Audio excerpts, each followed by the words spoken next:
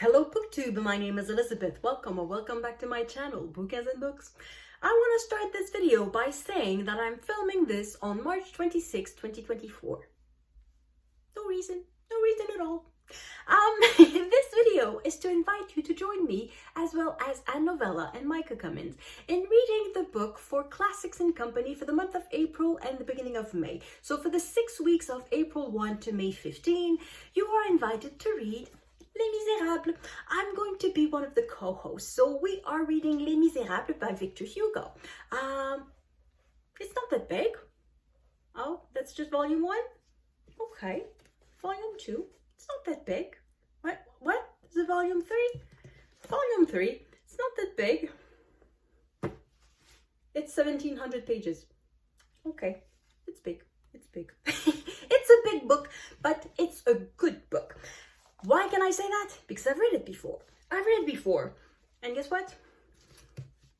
20 years ago, to the day, I finished reading this. To the day! On March 26, 2004, I finished reading this. The reason I know that is that I checked in my book. Obviously, I don't remember all that by heart.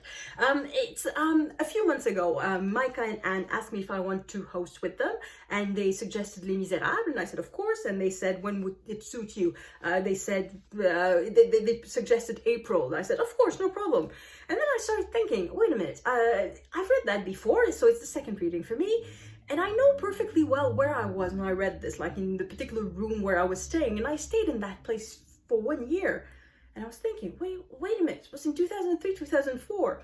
And I went back to my notebook and I finished reading Les Misérables on March 26, 2004. And I thought it was, message from heaven. Well, no, it has nothing to do, but just 20 years ago, it's just such a serendipity moment. I just liked it. So anyway, I just wanted to say that just exactly 20 years ago today, I was finished reading Les Misérables. And I've never reread it from cover to cover because it's 1,700 pages. But in English, it could be shorter, mind you. It could very well be shorter in English because, well, I don't know if it works the other way around, but when I translate from English into French, the text is always longer in French by 30%, like by 1/3. And because in certain cases we need more words in French to say something in English, and also it takes more words in French than to say the same thing in English, and also just the spelling of words. Words have more syllable in French. It's just words are longer in French. So it's very well possible that you can save 200 pages or 300 pages. Perhaps in English it's just 1,200 pages. Who knows? In French it's 1,700. It doesn't matter. It's a good book. As I said, this is very much a page turner. It's a melodrama. We have wonderful characters. Some scenes, well, the characters, you'll remember them for a long time, and some scenes will be etched in your mind. Some of them, as I said, I've never reread it from cover to cover, but I have scenes that I just printed in my brain, and they were wonderful. Some scenes I go back to read, and particularly this one. I just love the scene depicted here. It's my favorite in the entire book. And it's so moving. It's so sweet. It's just, read this with us. It's really, really good. One of the reasons for this video is that I thought it would be interesting to put the events of the book back in their context. So this is a historical novel. It refers to events that really happened in the history of France, and the history of France between 1789, let's say, and 1870, which is the beginning of the Third Republic. Now, Third Republic, that means there's been a couple of ones before. And why was there a couple of ones? Because they were interrupted. Anyway, that period of 80 years is one of the most eventful in the history of any country. As far as I know, there's no other equivalent anywhere else on the planet at any other time that underwent as many deep constitutional, to the heart of the regime, changes about who holds power, how does that person hold power, who are his allies, what type of agenda does that person have. As far as I know, at no other place and time in history has there been as many regime changes as there has been in France between 1789 and 1870. And I thought it would be interesting if we go back over them. Now, I'm not going to give you a lecture because I'm not a history teacher and I'm not a specialist of that particular aspect of French history. I know it a little bit, so I can share some things with you, but I'm not going to give you a lecture. I'm just going to give you a bunch of dates. It's even worse. I'm going to give you a bunch of dates and a few events and try to place the events of the book in their context, because, and also I'm going to try to place Victor Hugo in that context, because he plays a bit of a role, not a big role, but he's involved. He's a politically active writer, artist, and it has consequences on his life. But anyway, I digress. Let's go back. Well, let's go back. No, you haven't been there. I'm going to go back, refer to my notes, because there's a lot of dates in there. And let's go over 80 years of French political history, just very quickly. So 1789, it is the ancient regime. Did I mention how many regime changes there were? Try to count them. So 1789, we start the year the same way that the government has been for centuries. This is an absolute monarchy of divine right. And then comes the summer, July 14, 1789, Bastille. Yeah, the Bastille is taken by the population. Does the government change? No, it does not. Contrary to what a lot of people believe, 1789 is not the beginning of the French Republic. France remains an absolute monarchy of divine right until 1791, when finally the king signs a constitution. So that was the second regime, is a constitutional monarchy. That lasts about 1 year. 1 year after signing the constitution, the king is executed, and that is the beginning of the republic. Now, depending on how you count, you can say, well, it remains a republic until Napoleon becomes emperor. Or you can actually look a bit closer and see that this republic actually had several iterations that were completely different from one another. So the first government, the first iteration of this republic is called the National Convention, and that was the most radical government of them all. It is under the National Convention that the terror happened. That is this judicial system where you were either innocent or you had the death penalty. So it was innocence or death. There was no middle ground, and anybody could be executed for anything. They changed the calendar, they changed religion. Suddenly, they decided to seize, the government decided to seize all church property, and it became the property of the government of France. Monastery and convents were disbanded, the monks and the nuns were just kicked out, and they could... Some had to marry because the celibacy of religious people was not accepted anymore. Priests could remain priests, but they had to swear allegiance to the new constitutional religion. You did not believe in God anymore, but in a supreme being. Of course, it did not go down well with a lot of people. But anyway, says that's the most, I'm tempted to say outlandish, but at the time they thought it was progress. They thought it was modern. But anyway, there's only so long you can survive, I guess, as a government with such a radical agenda. And of course, there was a coup, and then in 1795, so we are 3 years later, there was a new government instated, and that one was called the Directory, because there was a legislative assembly composed of the Senate and some sort of, well, the legislative assembly, the House of Commons, I guess, the Chamber of Deputies, and there was an executive committee of 5 directors, hence the name Directory. And in that, there was a little general that was seeing all of these political changes and was thinking, I'd be good in there. I can play a role. I'm a great person. I should be there. So he was at the head of a coup d'etat. He was really the brain behind it, and he decided, well, I don't know if he was the brain behind it, but anyway, when somebody suggested it, he said, oh yes, and he saw the opportunity. And he created a new type of republic. It was called the consulate. This time there would be 3 consuls, and there would be one among more equal than the other 2. And of course, Napoleon decided, well, we'll start with me, and then the other 2 will have their turn. And of course, the other 2 never had their turn, and Napoleon decided to crown himself emperor. So we are now at an empire. So we are at 6 regime changes in 15 years. The empire lasted for 10 years until 1814. It started to crumble in 1812 while Napoleon was basically at the height of his power. His empire was stretching from Spain to Russia, but then he started to lose in Russia, and then he lost in... You can sort of see the army go back from Russia, and then he lost Poland, and then he lost the territories in Germany, and the next thing you know, the foreign armies are in France, and Napoleon has lost everything. So he abdicates, or he's deposed, depending on whose side you take, and he's exiled to the island of Elba. And he is replaced by a monarch, by King Louis XVIII. This time it's the constitutional monarchy.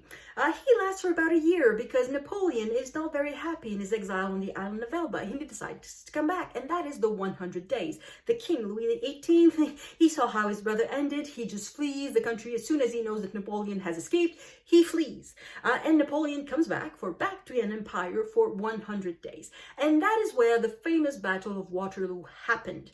So back to the book. I sort of forgot the book. So in the book, we see the battlefield of Waterloo afterwards, a little bit. And so this battle. It's not exactly the last battle of Napoleon. He will have a couple of other ones after that, but the one that marks the imagination, that is the most important of them all, is the Battle of Waterloo. I mentioned a few fingers ago, I think it was this finger, the National Convention. There's also a reference in the book to a conventional, I don't know, it's in French. In French, the adjective is sort of the noun, un conventionnel. It refers to that particular period of the National Convention, the beginnings of the Republic, and the most radical. Within that National Convention, there were like three sub-governments. I'm not even counting that, but it was sort of the most radical period, and perhaps also the most hopeful period at the same time, because that was a period for change. So 15 years later or 20 years later, people may have looked back on the National Convention as something that was not entirely bad, despite the number of deaths, despite all of that. Anyway, back to Napoleon, who lost in Waterloo. He's exiled to St. Helena and replaced again by Louis XVIII. So we are back to a constitutional monarchy. And Louis XVIII is smart enough to know that the ship of absolute monarchy has passed. So he dies on the throne. He's replaced by his brother. His brother, Charles X, does not have that intelligence. Even though he's supposed to be the smartest of the three brothers who became Louis XVI, Louis XVIII, and Charles X, he's supposed to be the smartest of the three. At the same time, he's the most stupid of the three, because I think he's the most arrogant of the three.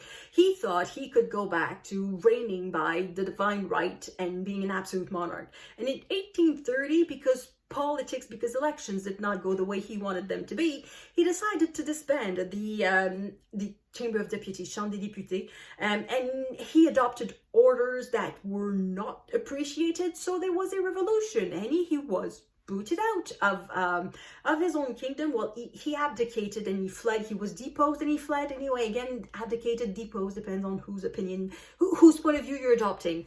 But he fled the country and he died in Austria in exile. He was replaced by his cousin, Louis Philippe, not direct cousin, it's like it's cousins, but several generations earlier. It's almost a distant cousin by that point. It's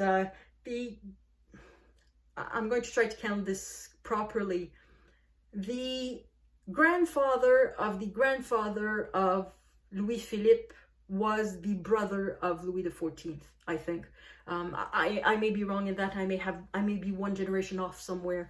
But that's the younger branch of. So Louis Philippe represents the younger branch of the Bourbons. So it's considered the House of Orléans. Anyway, so there's Louis Philippe, and that was in 1830. The revolution that booted out Charles X, so this finger, lasted 3 days, called Les Trois Glorieuses. That was in 1830. Now, not everybody was happy that King Charles X was replaced by another king. What's the point? Yes, there's a difference. I'm counting a different finger because it is a different regime. Louis Philippe was not king of France, he was king of the French. He was not crowned during a religious ceremony at the Abbey in Saint-Denis. He took an oath at Paris City Hall. So he decided very, very deliberately not to be a king for the aristocrats or the upper class. He decided to be a king for the middle class. Now, then again, back then in the 19th century, middle class was pretty much our upper class, and there was not a middle class as we know it. If I was living in the 19th century, I'd be lower class. I'd struggle to find food, to pay the rent, and I would have no chance at property. So he was governing for the rich governing for the rich, but not necessarily the oldest families. He was not governing for the past. He was governing for the rich of today. I think we could present it that way. So he was the first bourgeois king, so king of the middle class. So that's Louis Philippe. But as I said, not everybody was happy with replacing a king for a king. There was still a strong sentiment for the Republic. So in 1832, there was, I'm not lifting another finger, I'm staying on the same finger, because there was a revolt, but it did not lead to anything. In 1832, the president of the Conseil, of the council, died, and Republicans in Paris thought, okay, that's it, that's our chance. We are going to overthrow Louis Philippe and install a republic. And that is the sort of revolution, revolt that is in Les Misérables in 1832. It lasted 2 days. So here are a few numbers, just to give you an idea. It may look big, but compared to, like, I'm on my 10th finger, there has already been 10 regime changes in 40 years, and several of them involved a lot of death. Either because there was a revolution, either because the government was rather bloody, because it involved war with foreign powers and soldiers died. So the two-day revolution of June 5 to June 7, 1832 was a little blip in French history. So there were 73 dead on the side of the government, the king, I'm going to say the king, on the king's side, 93 dead on the side of the Republicans, injured 344 on the side of the king, 291 on the side of the Republicans. So it's almost even if you look at just the casualties. However, the ending was that the forces of the king, the authorities, seized 1,500 prisoners. 82 were deported, doesn't say where, I didn't look, and all the others were released. So to give you an idea of the 1,500 people arrested, it's just 82 people who were deemed dangerous enough not to be released. The other ones, they just said, okay, you can go. So it really is just a little blip in history, and if it wasn't in Les Misérables, nobody would remember it. Yeah, it's sad to say that an event that killed 150 people approximately is just a blip, but given the rather bloody political history of France, of revolution and coup d'etat that they had, it's a blip. So, I'm continuing. So the events of Les Misérables pretty much cover only this period. It doesn't really go beyond that. But I'm going to continue because I was on my 10th finger. So Louis Philippe remained in place until 1848. Not because he died, but again, because he was booted out. He was overthrown for various reasons. And this time, indeed, the Republicans won. Louis Philippe was replaced by a republic. So there were elections, and for the first time, the people of France was called, well, people, the man, only the man, and not everyone, it was not entirely modern, but a certain number of people, the largest number of people up to date in the history of France to that date, were called to elect the very first president of France. And they voted for the nephew of Napoleon. How do you think that went? He swore, I have no interest in reviving the empire. I'm going to be a champion of freedom. I'm going to be a champion of freedom of the press, of equality. And then 3 years later, he did a coup d'etat and he changed, and it became a... He changed, he crowned himself emperor. I'm searching for my words. So he became Napoleon III. Where does Victor Hugo fit in that? Because we are beyond the book Les Misérables. So Victor Hugo was born in 1802. Do you care to guess his birthday? Okay, you may see that it is, I wrote it down, not on that page, I wrote it down on a different page. He was born on February 26, 1802. No, he was born on the 7th day of the month of the wind of year 10, because he was born during the First Republic in the period of this very, very weird calendar that nobody knows exactly how it works. Well, no, a lot historians know how it works, but today you give, like, the names of the months were given as relating to natural events. But the thing is that France is quite a big country, and in the south they don't have necessarily the same weather events as in the north. So the month of fog and the month of snow in Marseille doesn't mean much. Anyway, and the months don't have necessarily 30 days. They have 3 weeks of 10 days each. And anyway, it's a weird calendar. So Victor Hugo was born in 1802. So he grew up basically under Napoleon I. And then his sentiments towards Napoleon I were a bit ambivalent. Because for a lot of people, I know for anybody outside of France, Napoleon's a monster because he created chaos, and because of him a lot of people died. But if you view it from France, people were dying anyway. At the end of the ancient regime, people were dying of starvation, and then there was a terror, and then people were dying of being executed. So Napoleon brought stability. And if you look in history, and not just very late history, you even look at the present, in several cases, the population will prefer a dictator to whatever chaos they had. Take, for example, Russia after the fall of the USSR in the 1990s. It was utter chaos, and then Putin arrived. And they liked Putin because he brought back order. Is he a dictator? Yes. Do the Russians know he's a dictator? Yes, they know. Do they care? Up to a point. They may start to care now because of Ukraine and all of that, but I would say that up to 5 years ago, they didn't care. So perhaps same thing in Syria. They don't like Assad. Assad is a terrible dictator. They would prefer democracy. But between Assad and ISIS, they're going to take Assad. So a dictator is not that bad. So same thing for Napoleon. Not only was his government not that bad for France, it was glorious in the sense that he created a huge empire covering from Spain to Russia, all the way to Sweden and Italy. It covered basically all of Europe except for Britain. So it was a glorious period. So there's ambivalent feelings because of course he was not the champion of liberty that he claimed to be, and pretty much anyone in France can recognizes that.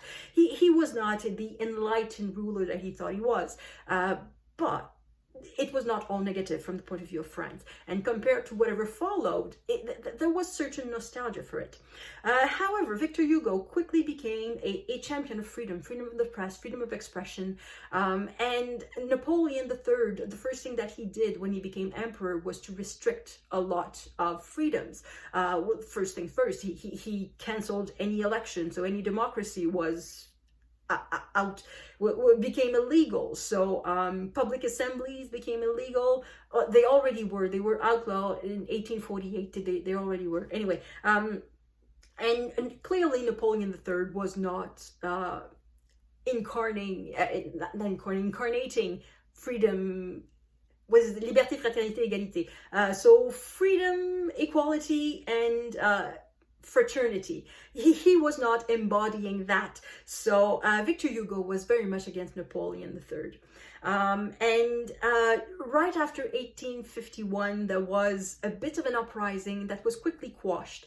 And Victor Hugo did participate in this uprising. He did try to get workers to revolt against their deprivation of freedom, and a lot of workers just didn't care. Again, they were fearing with the Republic, his Second Republic, many people were fearing the same chaos as under the First Republic. So do you prefer an emperor, or do you prefer, so anyway, the revolution, tentative revolution, was quashed very quickly, and Victor Hugo fled.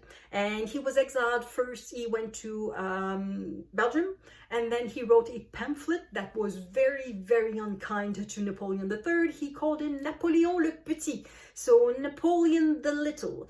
And the government of Belgium did not like that, because when you're a teeny tiny country and you're just right next to a huge country that is governed by a man with a very sensitive ego, hello Canada and Trump, you watch what you say, you watch what your people can say, and whether you like it or not, even if you're independent, you have to adjust. And they asked Victor Hugo to please leave. If you're going to write things like that, we don't want you here. And he fled to the Channel Islands, and that is where he spent a lot of time. In 1859, so I've lost the count on my fingers. I think I was on my 12th finger. because I have 12 fingers, yeah. So I think it was 12. So in 1851, Napoleon III decided to make a coup and crown himself emperor. And in 1859, there was an amnesty. He decided magnanimously to forgive anybody who had sinned against him. And the answer of Victor Hugo was, I will go back to France when freedom goes back to France. Because Victor Hugo was huge.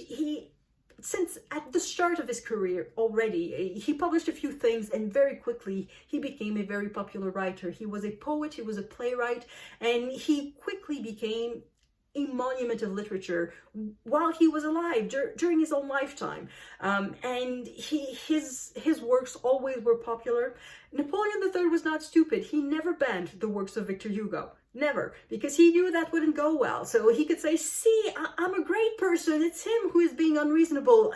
He can be read. He can be published. I have no issues with that. But he did have issues with that. But anyway, so in 1859, there was a possibility for Victor Hugo to come back, but he chose not to. So Napoleon III continued to reign until 1870, when there was a war against Prussia. Prussia would then become Germany with other states. But in 1870, there was a war, and Napoleon III was very badly, severely defeated at the Battle of Sedan, Sedan, and he was taken prisoner. So that happened on September 3. On September 4, oops, change. I need a new finger. So on September 4, there was a small group of people who decided to depose Napoleon III and create a government of national defense, which was in effect a republic. The first days of that republic, they were not particularly solid. The troops of Prussia went all the way to Paris. So there was foreign occupation. Little preview of things to come, perhaps. Anyway, the beginnings of the republic were not very solid, but it remained a republic. So that is where we're going to end our countdown of the number of governments. So I'm at 13, but I may have made a mistake in my counting. So let's recapitulate. So we start with the ancient regime, with the absolute monarchy of divine right, that is in 1789, that lasts until 1791, constitutional monarchy. And then we have in the First Republic, the National Convention, the Directory, and the Consulate. And then we have an empire, and then back to a constitutional monarchy, and then back to an empire for 100 days, and then back to the constitutional monarchy. And then we change for another type of constitutional monarchy with Louis Philippe. And he lasts until 1848, and then it becomes the Second Republic, and then we have Napoleon. Oh no, we have Napoleon III, the empire, and then finally the Third Republic. So that's 13 types of government in 80 years. It's enormous. I've never seen that elsewhere. If you know of another place that underwent as many political changes in as little time, let me know. I'd be very curious to know about that. So anyway, all of this is not necessarily useful. Oh, I forgot to tell you how it ends. So Victor Hugo comes back to France on September 5. So, forgot to tell you, did I say that? No. So on September 3, Napoleon III is defeated. On September 4, there's a government of national defense. And on September 5, Victor Hugo is back in France.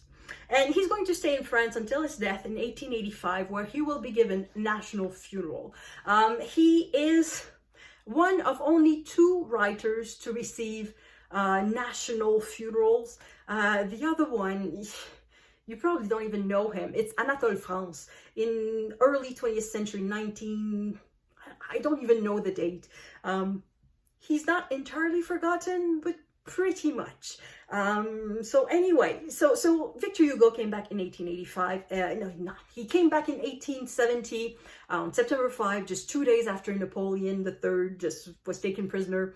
Yeah, he was given national funerals in 1885. Another interesting tidbit of information, of history, that has nothing to do with Les Misérables, but can you guess where Napoleon III lived as exile?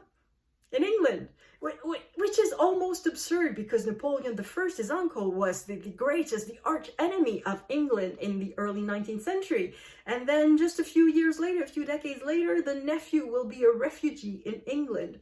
And his wife, Empress Eugenie, was a very good friend, well, in as much as monarchs can have friends, of Queen Victoria.